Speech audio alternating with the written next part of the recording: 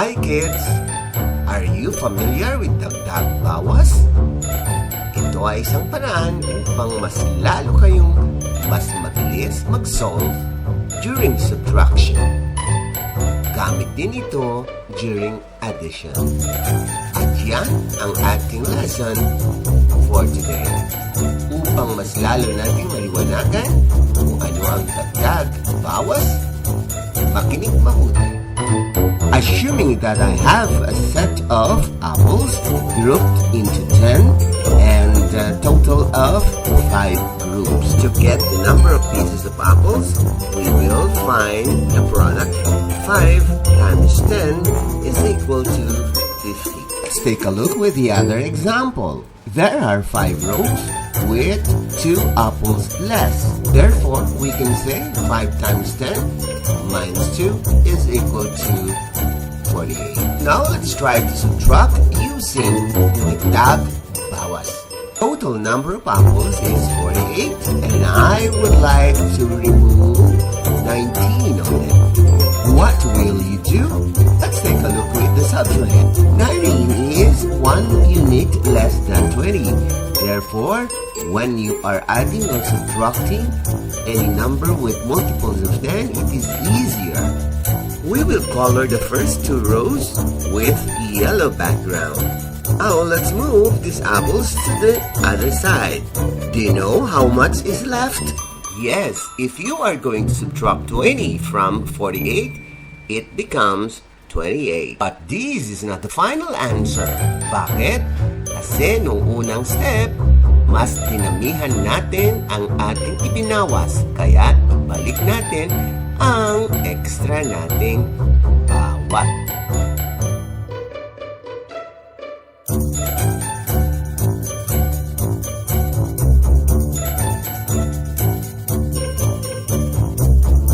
Our final answer is 29.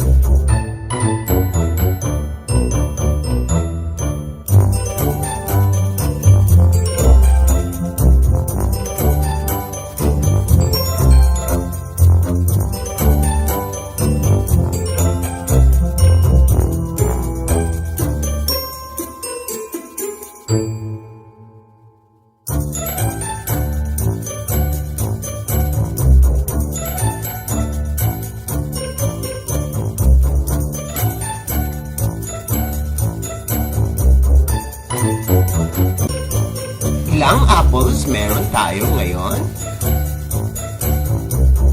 That's correct! 50! Paano kaya natin bibilangin itong napakadaming mansanas na mabilisan lang ang pag-count? Any idea? Pag binilang natin ng isa-isa, siguradong aabutin tayo ng napakahabang panahon. Ano kaya ang gagawin natin? Pwede ba ang addition? Pwede rin ba ang multiplication? Alin ang mas mabilis? Tingnan nga natin kung ilang columns meron ito. 10. Ibig sabihin, meron 10 piraso kada line o row. Gayon naman, tingnan natin kung ilang rows o line meron itong ating figure. 1,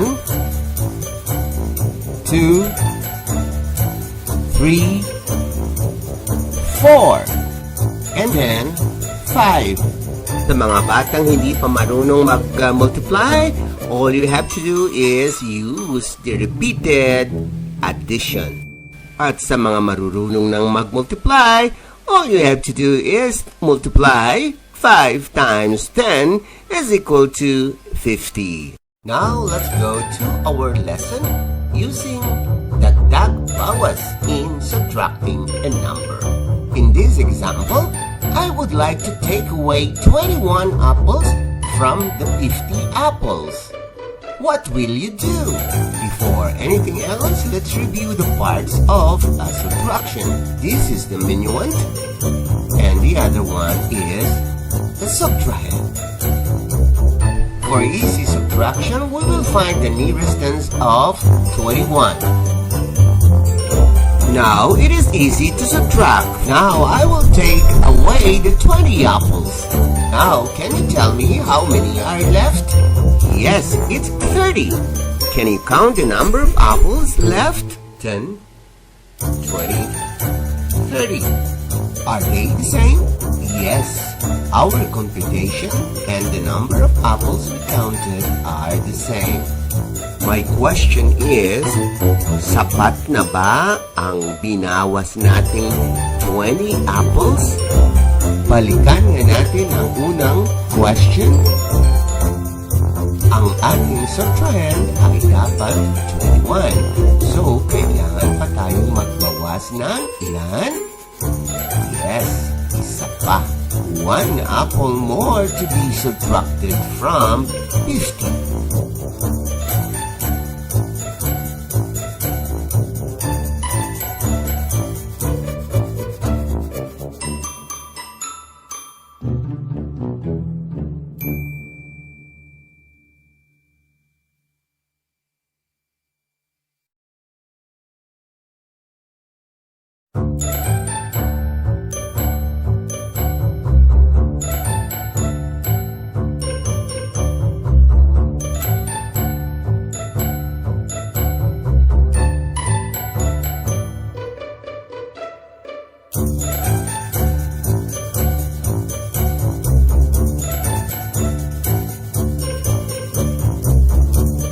Much pride, I am presenting you the IVFC kids who were awarded in the first International Vedic Math Competition, which was held last September 11, 2021.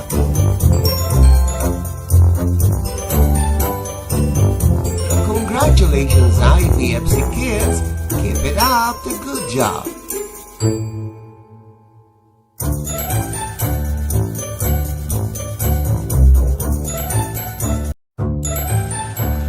Isang malaking blessing po ang maging part ng I Volunteer for Filipino Children. Maraming salamat po kay Sir Edward sa pagtuturo niya sa mga bata, lalo na po sa anak ko, si Tio na nasa kinder pa lang. Pero sa loob po ng 3 linggo, marami na po siya nalalaman na po sa math, sa tamang pagbabasa at sa tamang pronunciation of words.